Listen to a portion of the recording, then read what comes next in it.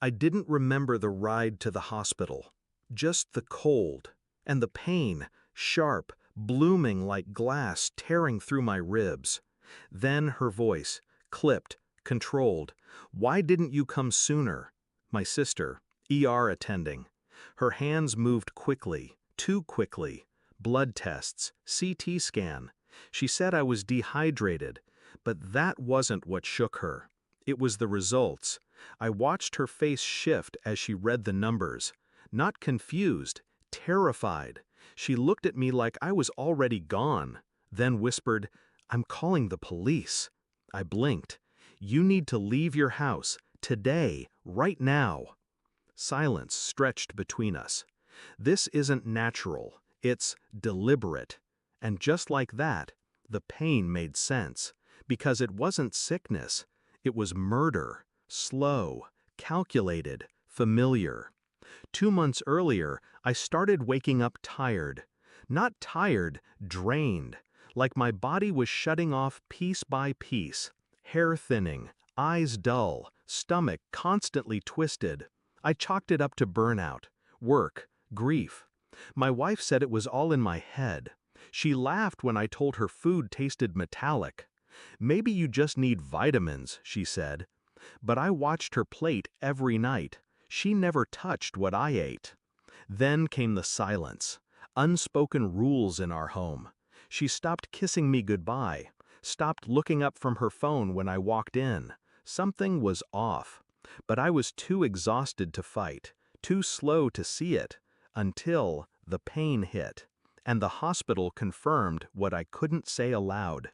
Someone was poisoning me, someone inside my house.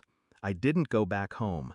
Checked into a hotel under a fake name, watched everything from a distance. My sister, bless her restraint, slipped me a copy of the toxicology report. Trace amounts, arsenic, antifreeze, both. Not enough to kill quickly, enough to simmer. A long game. My body was a clock, and someone had set the timer. I started watching my wife, from afar. Logged into the baby monitor we never removed. She didn't cry, didn't seem worried. In fact, she was celebrating.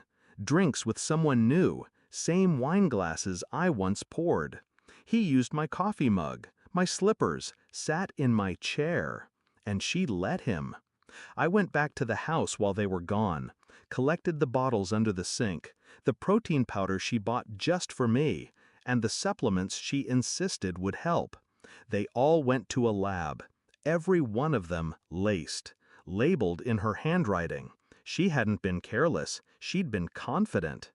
The lab results were indisputable. 6 separate samples tainted, all things only I consumed. I stared at the paperwork in silence, tried to hear her voice in my head, tried to remember why. And then it hit me. The insurance policy. A quiet update last year, increased coverage, double payout in case of accidental death. Signed by both of us. Her idea.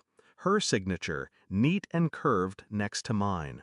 I printed the files, slid them into a manila envelope. No confrontation, not yet.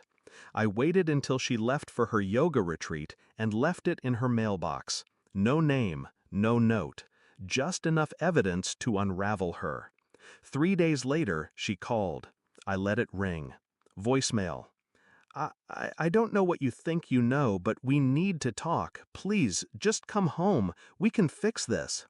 I listened twice, not for meaning, for tone. Panic, slippery and sweet, the kind that knows it's cornered. I didn't reply, not until her second call, her voice raw this time.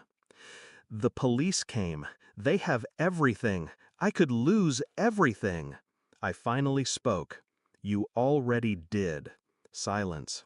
"You can't prove I don't have to. You left fingerprints in every cabinet." "You're not well. This isn't you talking." "No, this is me, finally talking." And I ended the call. She was arrested within the week, charged with attempted homicide. Pled not guilty, of course. The house went quiet, empty, clean. I returned to pack what was left of me. No framed photos, no keepsakes, just paperwork, and a quiet kind of clarity. Grief didn't live there anymore, just dust, and a ghost that used to wear my last name. She fed me poison for months, thinking I'd die quietly. But some men learn to stomach betrayal, until it chokes the ones serving it.